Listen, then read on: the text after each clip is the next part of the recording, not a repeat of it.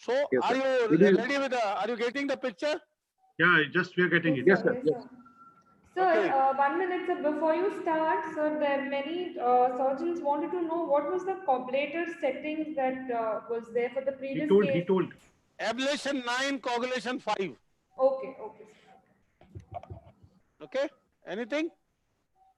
So let's go ahead. This is an 11-year-old child with a history of, earlier he had little proptosis, so he presented somewhere and got a CT scan done, and see the CT scan. There's a classical unilateral disease with some hyperdensities on this soft tissue window. Let me change the window setting to show you.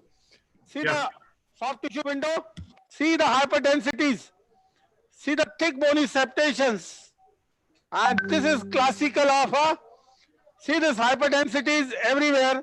This is the picture after the steroid treatment, and the fungus and the polyps have significantly reduced after that.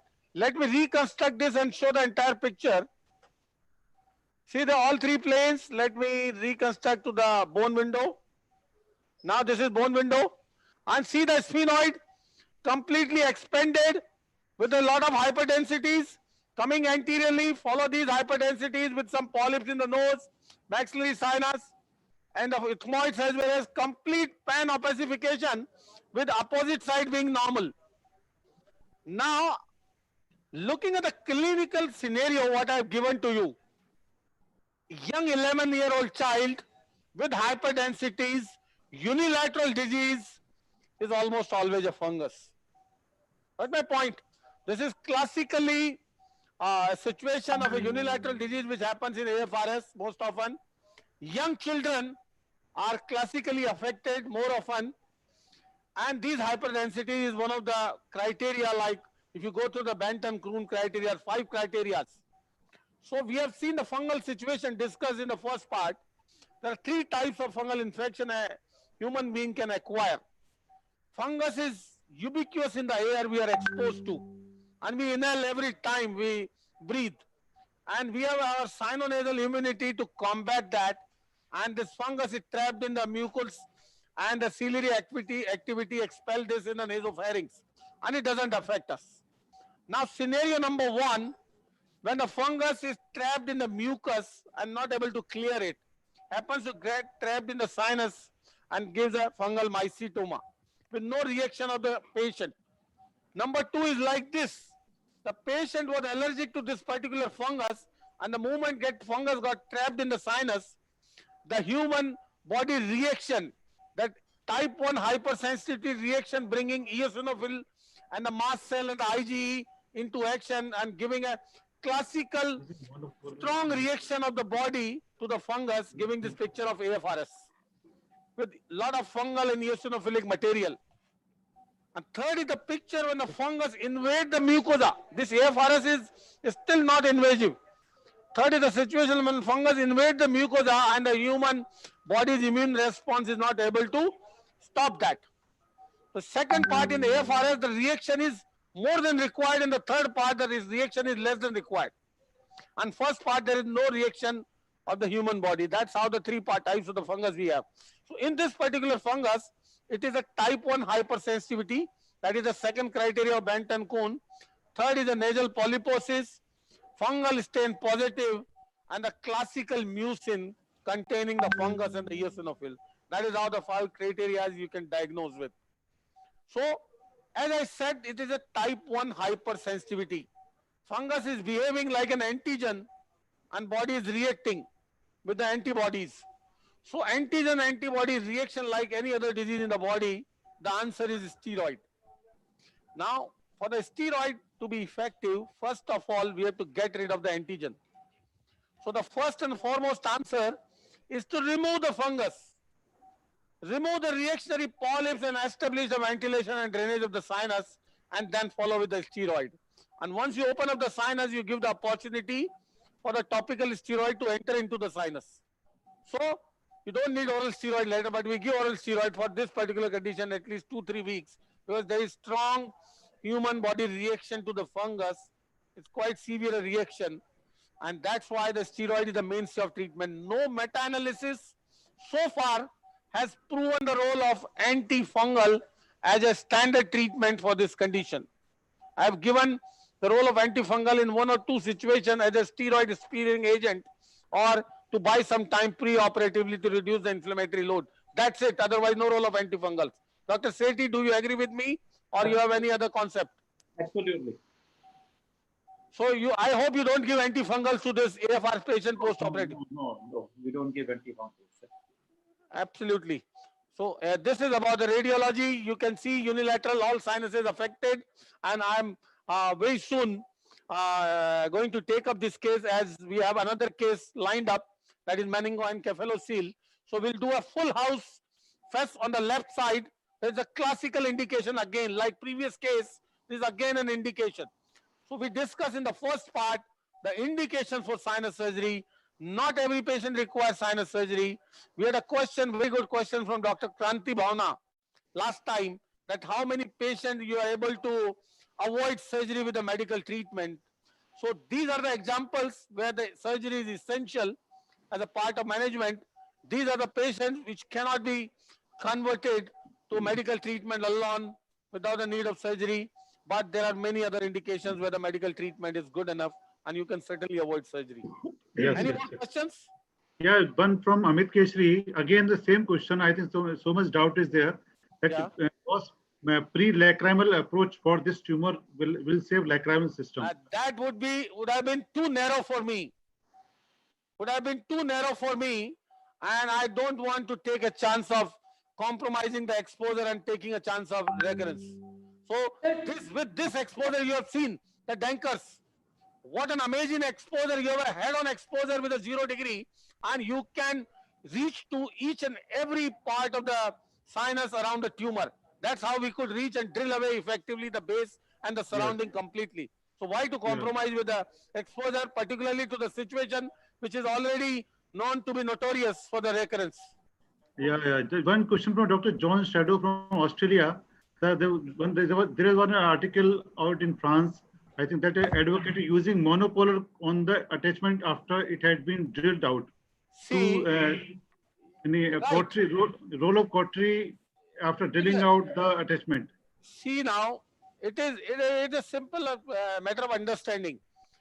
The goal is to remove the tumor which has gone inside the underlying bone until you get the normal bone. You saw the way I drilled and found the normal bone inside. Yes, yes. There was only, we flushed to the level of the normal bone.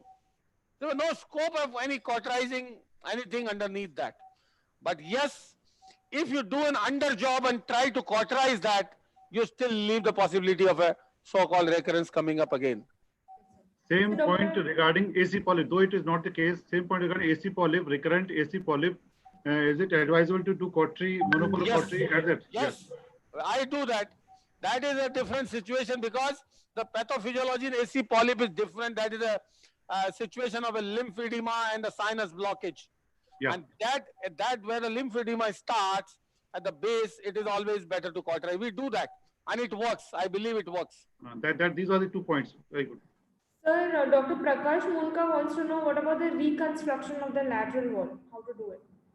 Convey my regards to sir. Sir, good evening. Being such a senior person involved in this. He's always with us. I know. So reconstruction of the lateral wall. See, with this much of bone removal and following the mucosalization and the fibrosis later on, practically doesn't need any reconstruction and it doesn't involve any morbidity as such. As long as you have treated the nasolacrimal duct properly, you don't need to do anything else. You just give an opportunity for the irrigation, opportunity for the surveillance for the future by means of keeping that area open. These patients requires long-term surveillance at least for next 2 years because the recurrence are mostly reported in 2 years time period after surgery. Okay, sir. Sir, please show us the external setup. Many surgeons Last case. In this case, I am going to show you. Okay, sir. Okay, sir. Okay, sir. Question to all, Dr. Sethi, Kitne sir, and how often you get means after doing surgery in one side, this recurrence, or you can say same tumor in other side, inverted papilloma. Inverted papilloma coming back to the other side. Yeah. Unlikely. Unlikely. See, Dr. Rajan Bhargav. it can come on the same side, somewhere, sometimes attributed to the multicentricity, which is still not proven, but yes, it has been reported. After a radical removal on that site, and no tumor coming up for next 2 years on that site, and the tumor coming to the other side, which was not involved previously. So that is surely multicentric, that you cannot do anything to it. Otherwise, it's not Yeah. been reported. Okay, sir. So So I that think we can is, move on with the next case.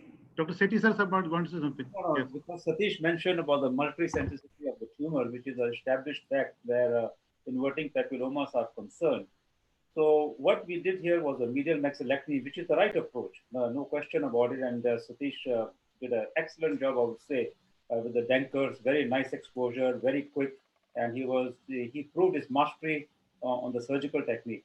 My question is, because this is a multicentric tumor, would we have combined it with a complete sphenoethmodectomy? Yes.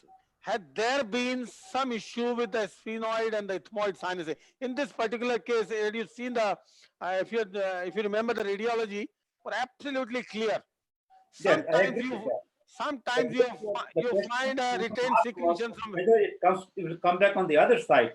Now, not to come back and ask the question whether it can occur on the same side but in a different sinus because it's Yes, multicentric.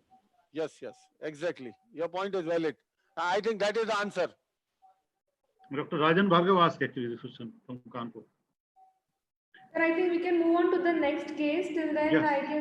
I can ask Dr. Sethi something about what about the post-operative nasal douching, sir? Dr. Amol Hekare wants to know about Mumbai. What is your what mixture do you use? For how many days do you use? I showed that day through my laptop the positions we use for advocate to the patient for douching, lying head back, and the anterior position, that is a prayer position. I've shown the picture earlier. Yes, sir. Yes, sir. Those are the two positions we advocate patient to do douching to allow the solution to reach everywhere.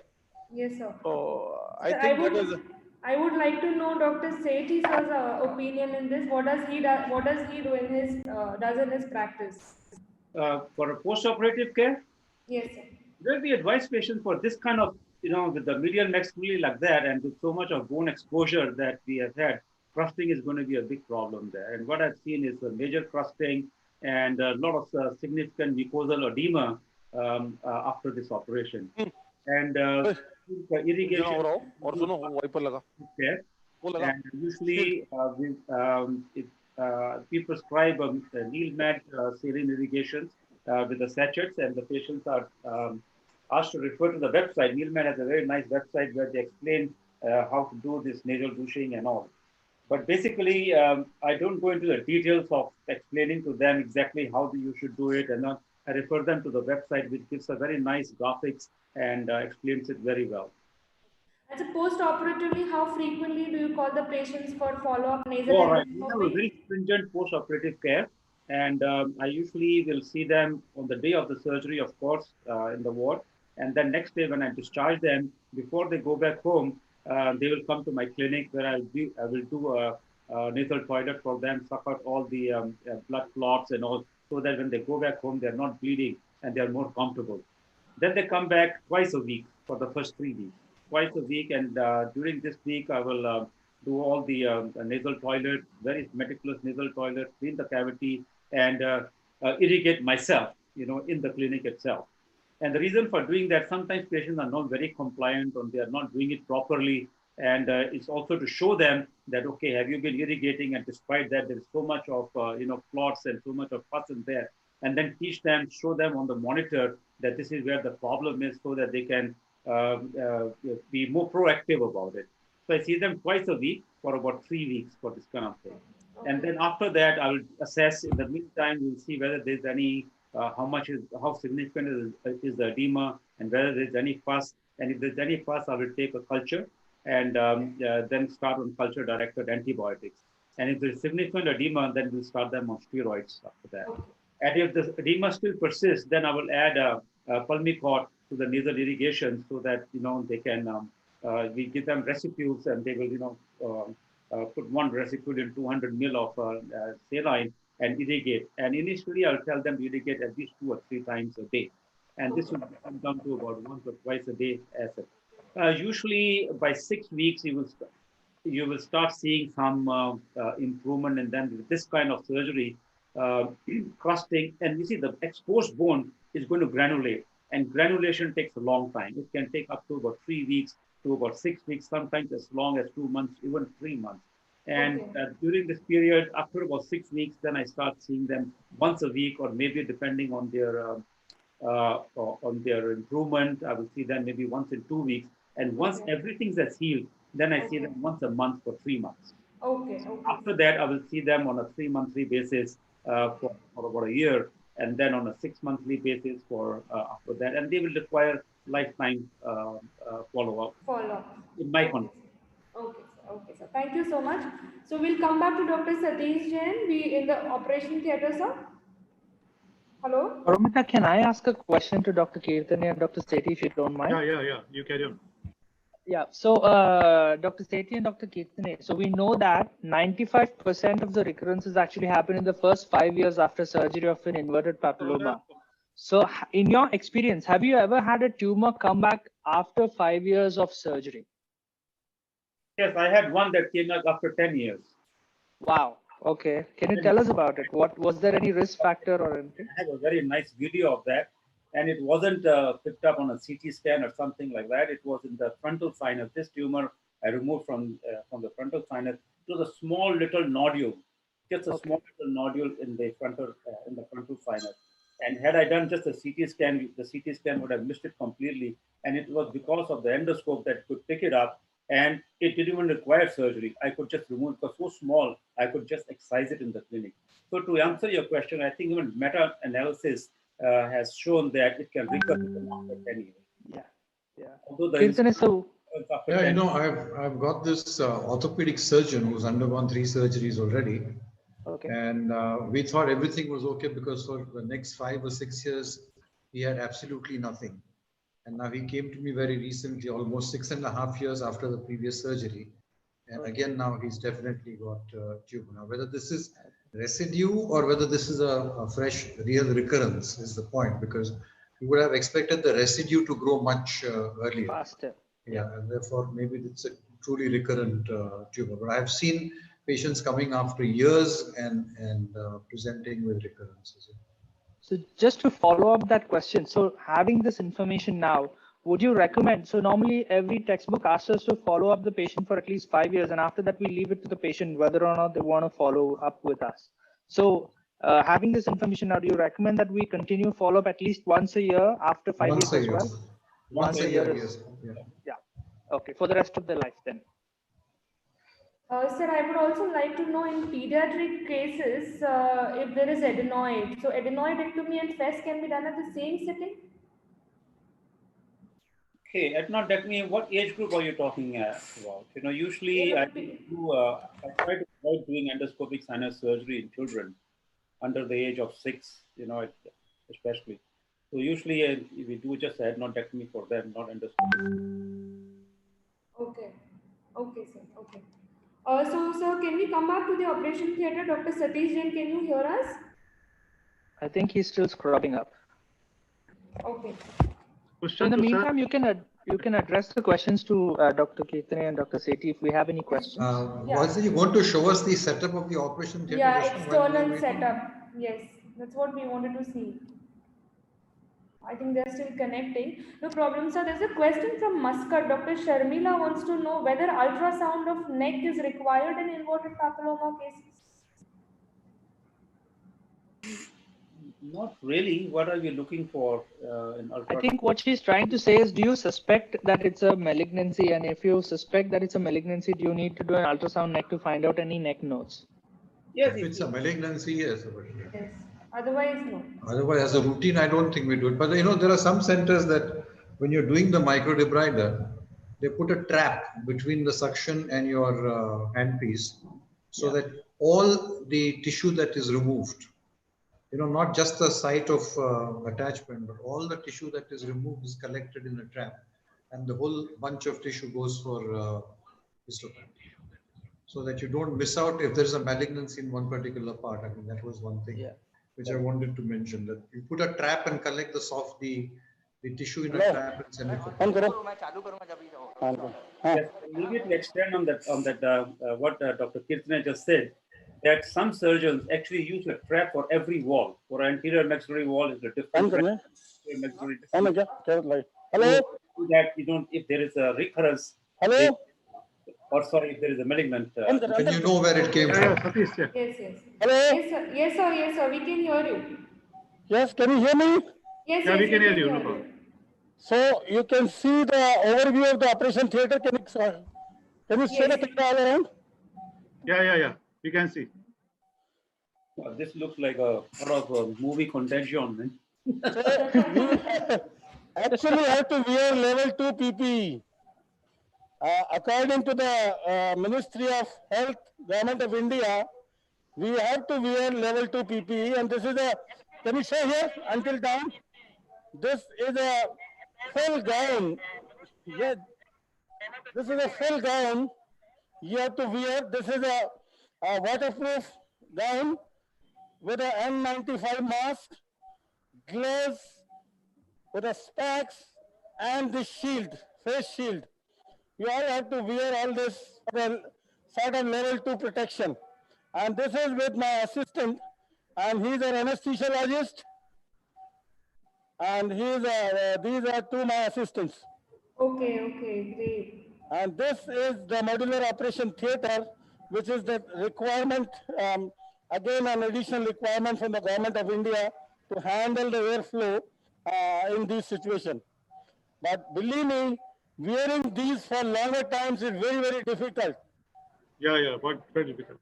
Yes, sir. But you can't help. Sir, thank you so much, sir, for arranging this for us in this COVID-19 pandemic situation. We are really grateful to you, sir. Thank you so much. Thank you. And now we are all set with the next phase endoscopic picture, please. Endoscopic picture, please. Yeah, we can see. Yeah, endoscopic picture. Pani there. So, irrigation, Lena. Can you see the left side of the nose? Yes. Yeah. This is unprepared. As I told you, like previous case, we don't inject. Now I'll prepare with the marrowcell pieces. See, the polyps have significantly come down. Even the fungal load must have come down with the amount of steroid this patient was given pre-operatively for 7 days. Earlier was massive fungus pouring out and the polyps completely blocking the space. Yes, sir. After this, our next case will be a Manning-1 cephalocele, like we discussed during the last part, how the radiology can have an impact on the outcome. Again, it was a misdiagnosis earlier with CT cystinogram, with MRI corrected. So, with this series, this is, as I told you, this is a concluding session of this series of sinus series of webinars. We'll continue in between with some more cases to show more variety like angiofibromas, invasive fungus, chronic invasive mucormycosis, other tumors, CSF leaks later on in between, so that you can have a complete idea of each and every pathology and role of radiology in each and every pathology. On Sunday, we are starting with the temporal wound dissection in afternoon. This Sunday, 10 o'clock. 10 to 2. We'll start with a series of otology webinars. So now quickly. Satish, one good question is there from Ramel Yogadin. Why not to use healthy inferior turbinate concha or mucosa as a flap to cover the maxillary floor after you remove the tumor in the previous case. No, I don't want to cover that area for the surveillance. See, you are dealing with a tumor. Yeah. You can't do that in tumor cases, Pandal. That is not inflammatory disease. Tumor, you have to have surveillance for long. That's why I believe in this more extensive approach like Danker, so that you can have a long-term surveillance. Even the slightest of the issues you can detect endoscopically very. See the fungal element? Yeah. That is the nasopharynx, the choana, very clear. And this was the polyp, see, medial to the turbinate. See, this is one factor leads to, affect the stability of the turbinate once you have massive polyposis medial to the turbinate. See this middle turbinate? All these polyps Yeah. I debrided are medial to the turbinate. Suction there. Back. So this is just what I have done is what I am doing is a debridement of the luminal component.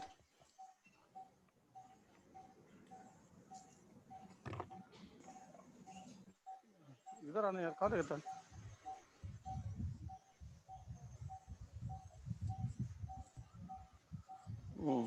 Good. So now more polyps here. This is a child had a big sphenoid sinus because of the expansion by the disease. Had a good frontal sinus as well with the disease into it. So this is again the polyps in the middle meatus. I'm just debriding the polyps, nothing, and you can see the component of the fungus behind everywhere. This uncinate and the mucosa which is coming out.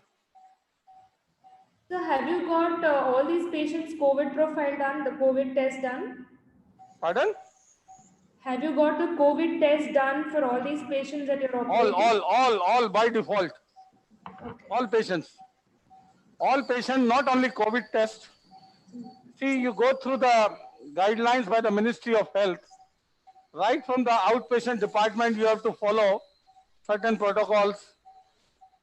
Protocols for entering the patient into the hospital. We have a designated an area outside the hospital, even for the outpatient department patient, to be thoroughly screened before entering the hospital.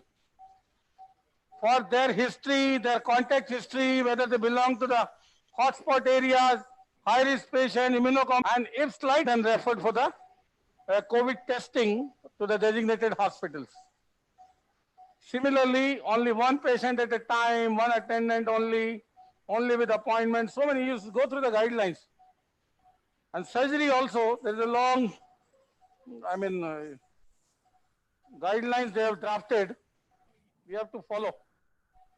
Okay, sir. You have seen earlier so many hospitals were sealed where they found a COVID positive patient, though they have stopped now doing that practice. But to save yourself, you have to follow guidelines. Simple. Okay, sir. अनुपम को बुलाना heart rate देखो बोलो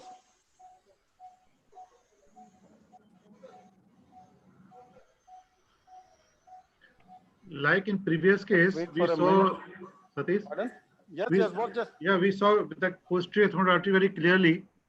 So what are the chances of damage? Its damage actually. What are the consequences? Because we not cover it. Heart rate देखना है. So posterior ethmoidal artery damage is uncommon. I told you the reason is the thickness of the posterior ethmoidal skull base is relatively more. Yeah, more. Secondly, if in any given situation, if the posterior ethmoidal artery happens to get retracted into the orbit, that is a disaster. That the consequences are worse than the anterior ethmoidal artery retraction. That's why I answered. The reason is posterior ethmoidal artery is close to the optic nerve at the level of the orbital apex, Yeah. in a very narrow space. Even if a slightest blood accumulation can result in compression of the nerve or the vessel supplying the nerve without any obvious proptosis. The beauty with the entry ethmoidal artery is, fortunately, the patient develops sudden proptosis and we get an alert from that situation that something has gone wrong. With posterior ethmoidal artery, even it makes the patient blind, you will not realize until the patient tells you later, because there would be no proptosis. Yeah. And that is very, very unfortunate scenario. So posterior ethmoidal artery injury is worse, particularly if it gets retracted. Also, immediately after the injury, you will not see anything on fundoscopy. The fundoscopy will be normal in case of posterior ethmoid artery injury. Yes, because that is behind. Yes, it's behind. Now see the level of the middle meatus. Yeah. Yeah. Provided a little bit of the polyps, some fungus. This is the region of the uncinate. You can see that? Yeah. Yeah. Yeah. Uncinate is best identified by its mobility. See, this is the bony projection from the. This is uncinate. This is the bony projection because of the compressed bulla. See, the bulla is gone, completely compressed and become a plate. Can you see that? Yeah. Because there was fungus, lot of fungus here. So now, our area of interest, see, be careful here in this situation when there is distorted anatomy. This is our uncinate, and in order to look for the maxillary sinus, be careful.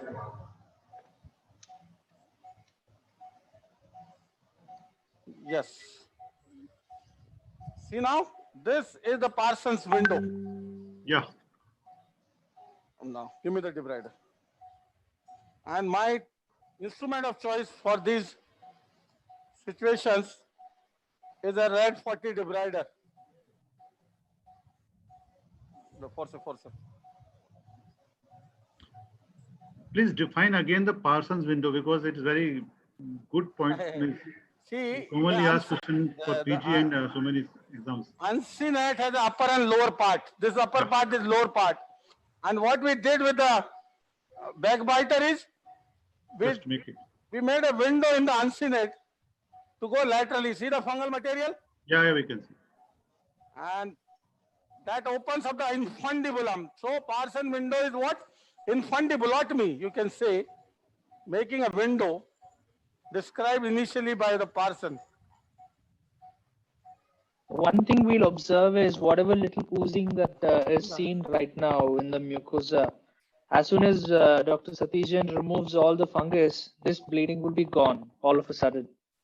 We'll see that as we progress through the surgery. This is all inflammation little bit. Exactly.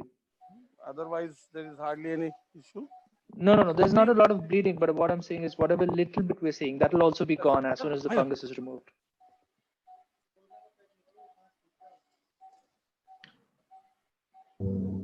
Yeah, I mean, since he is only 11-year-old boy, what are the chances of future? What do you think? What he has to follow, because he must be allergic. The follow-up for these patients is quite long. Yeah. And come back, and that's why for these patients, after the surgery and healing, we subject them to the allergic testing to the fungus. And if we find, if you are able to pick up, we follow them with the immunotherapy. And that is the only way to change the natural course of the disease, because the natural pathology is he is allergic to that particular fungus. Yeah. If we can change that, we can give him a cure.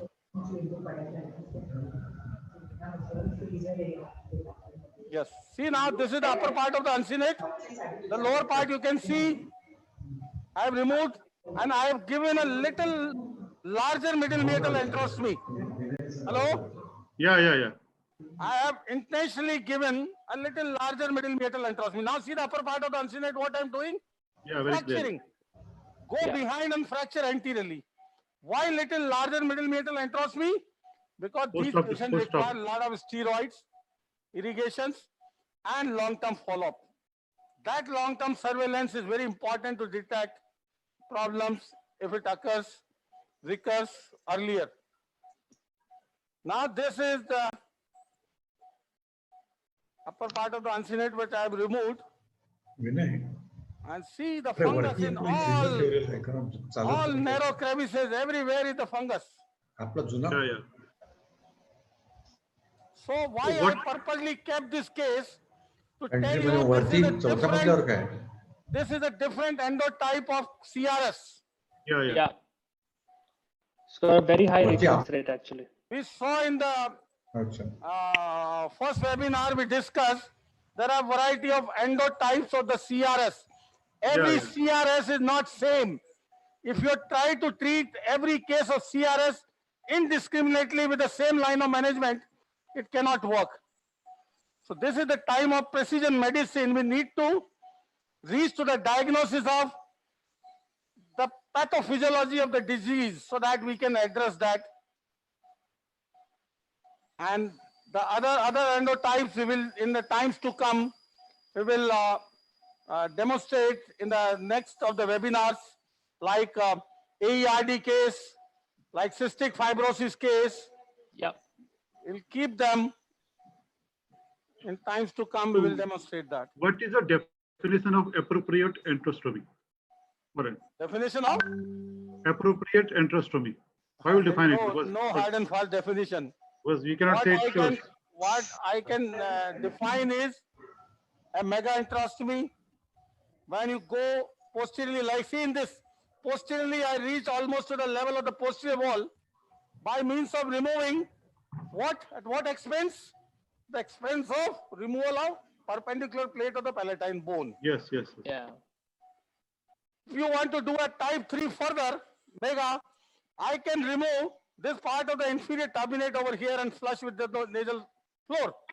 Yeah. And type 4 is when I do a sort of medial maxillectomy. Complete gravitational drainage. Yeah. Flushing with the floor of the nose. See, the fungus has already made a lot of space here to work. So in next 10 minutes, I will be through.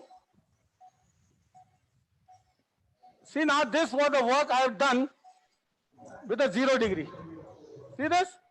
Yeah, All yeah. area clear. I have to flush the maxillary sinus. I have not flushed with the fungus. I will do Yes, later. Yes, sir. I will show another tool here in this surgery called hydrodebrider. Yeah. Most awaited. Hydrodebrider is the tool which can be very useful certain times in this fungal disease. The reason being, sometimes you get this incipient fungus into such difficult corners, difficult to remove by your regular instruments. And in this surgery, the goal is to remove the antigen, that is fungus. If you leave even a small bit of fungus, the memory T cells will again come into action and the same precipitate the same situation without a new trigger. So you have to remove the antigen thoroughly, and this hydrodebrider is a jet which can certainly remove effectively from any given areas with its ability to work 360 degree. I will show that. Can you see the frontal sinus region? Hello? Yeah, Yes, yeah. sir. Yes, sir. I am with 70 degree. Yes, sir.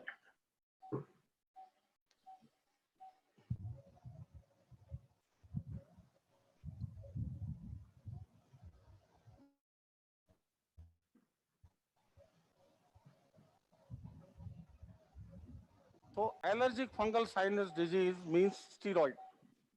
Removal of the antigen and steroid.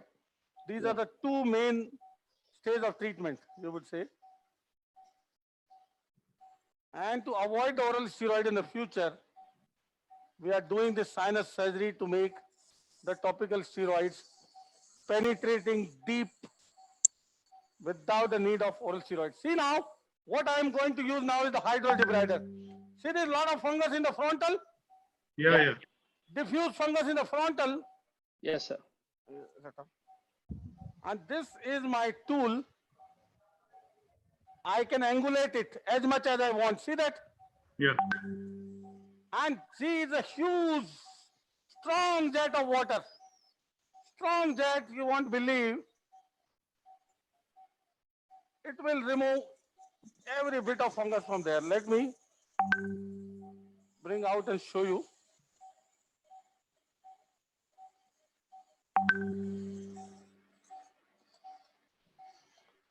Yeah, suction. Beautiful. Beautiful. Suction.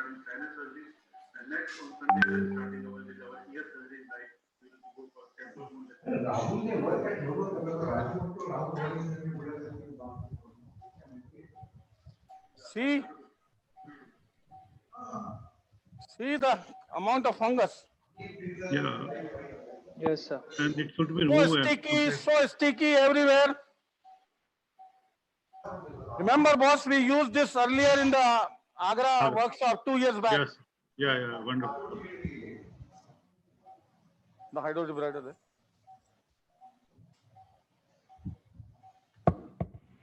Sir, what is the role of histopathology in AFRS?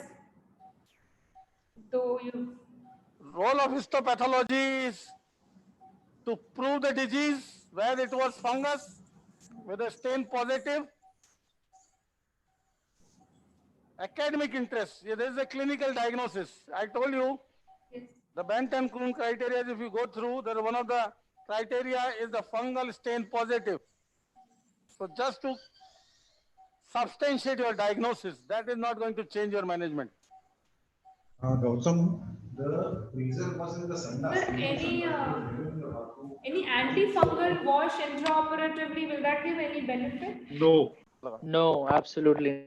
No antifungals, please. Antifungals have role in the invasive fungus. That's it. Invasive fungus, invasive fungus is not surgical disease. Invasive fungus is medical disease. Role of surgery is just to remove the necrotic areas to facilitate penetration of the antifungal. That's it. Role of surgery is to open up the blocked sinuses to establish ventilation and drainage. In invasive fungus is a pure medical disease for which for chronic invasive voriconazole is the treatment of choice. For acute invasive, the amphotericin. Can I add a comment with the permission of the speakers and the moderator? Yeah, Yes, yeah. Gaurav. So I had the opportunity of working with Dr. Amin Java, who in fact was trained directly by Dr. Frederick Kuhn, who actually created the Benton-Kuhn criteria. And Dr. Amin Java, we call him as a father of modern mycology in ENT today. He's Can you done see here better extensive now, work. Gaurav? Yes, sir. Yeah. Yes, sir. Yes, sir. So he's done extensive work on fungal sinusitis. And one of the things that we use in a situation like this where you have trapped fungus is hydrogen peroxide. So we use 1:1 ratio of hydrogen peroxide with saline and we flush the sinus. So what this does is the effervescence of the hydrogen peroxide actually lifts the fungus off of the sinus wall, and that helps us to clean the fungus out with relative ease. So that way we don't have to put a lot of pressure and damage the mucosal lining of the this is for those people who don't have a hydrodebrider. In fact, a hydrodebrider is much more gentle in the way it does it. It targets all that force to one single point and flushes the fungus out. But otherwise, what we usually resort to is we use a 50 cc syringe with a curved suction tip, and we put a lot of pressure to do that. So if we can actually use hydrogen peroxide, even in the post-operative period, sometimes we see that the patients come to clinic with a lot of fungus inside their sinuses. We put a little bit of hydrogen peroxide and that lifts the fungus off, and it's easily suckable after that.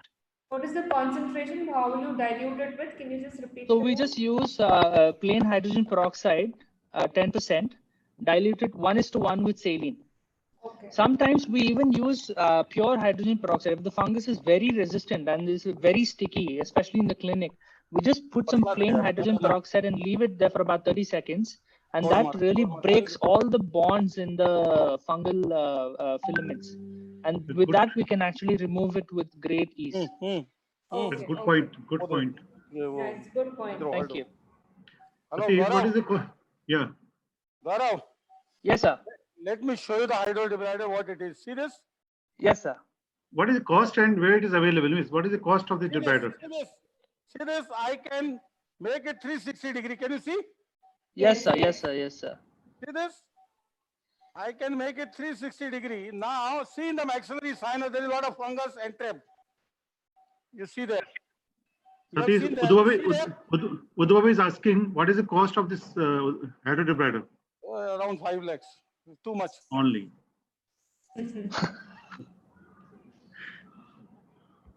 Now, okay.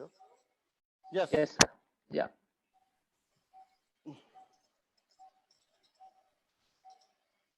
See, this is to dislodge the fungus Yeah. from those difficult areas. Yes, sir. Yeah, beautiful.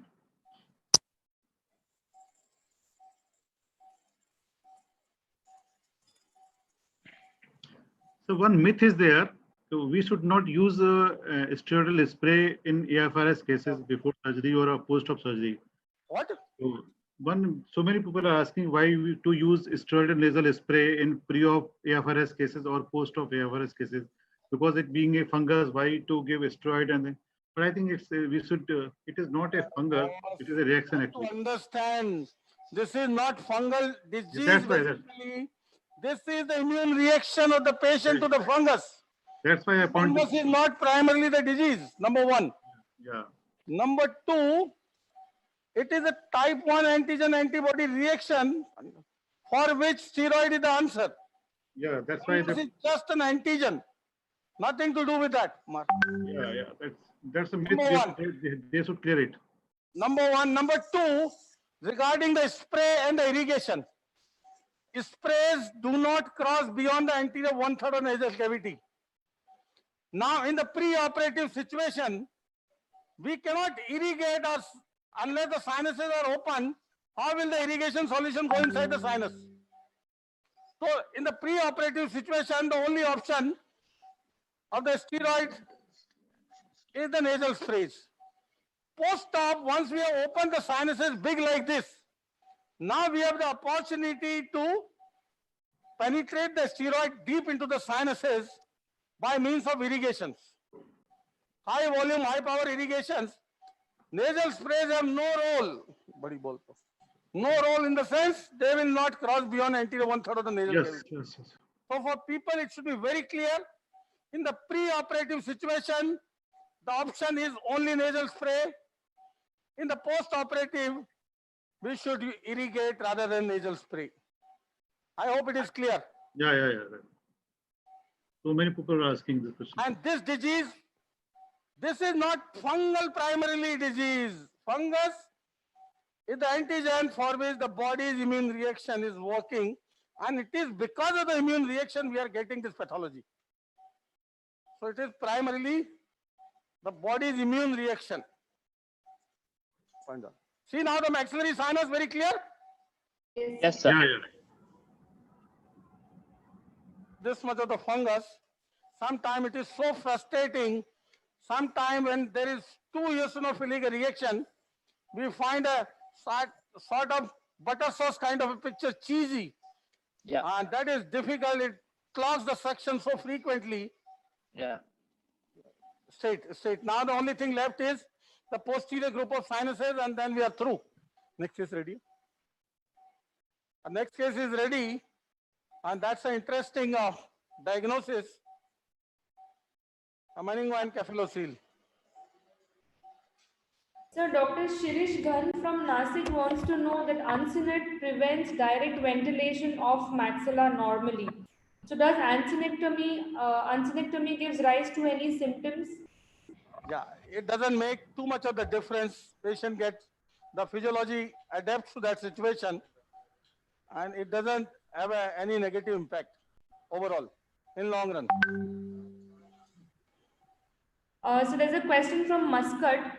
Indications and technique of Manuka honey sinus irrigation now, right? Yes. The sinus irrigation of Manuka honey indications I discussed in the first part to treat the possible biofilms, the resistant infection, by means of topical antibacterial agent, antibiofilm agent, and that can go inside once the sinuses are open in the post-operative situation only. And Manuka honey is lethal against all bacteria, irrespective of the strain, whether it is a Pseudomonas or Staph aureus. We have been using it quite extensively, and I am a strong proponent of Manuka honey. On that day, one question was left. People were asking the role of xylitol. What is the future and what exactly it is? Xylitol can be the future.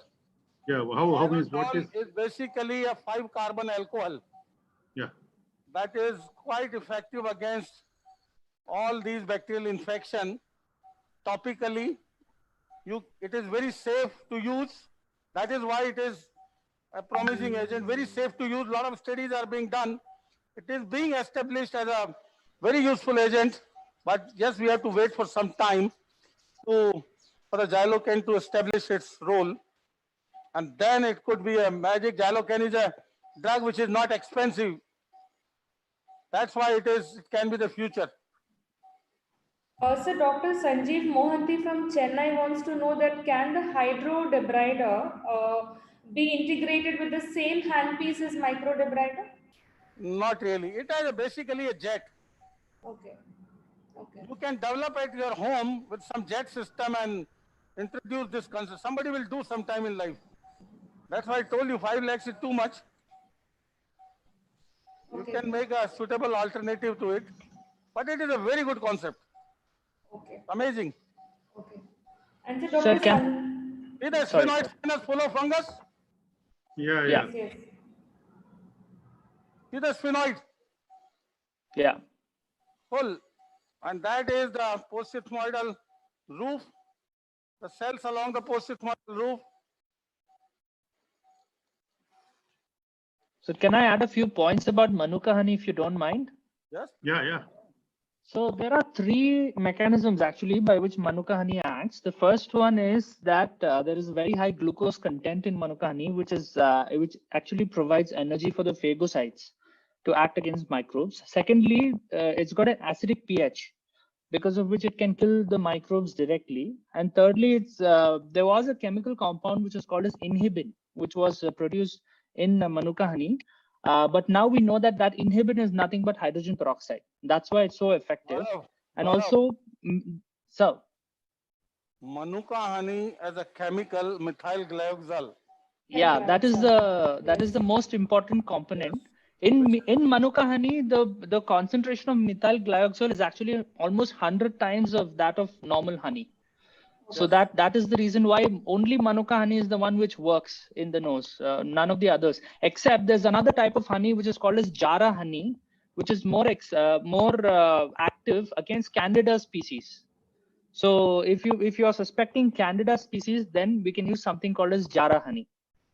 Yeah, and Gaurav, Yes, for sir. medical use, see this Yes, Manuka sir. honey, once it was propagated, for medical use, there was a lot of fear.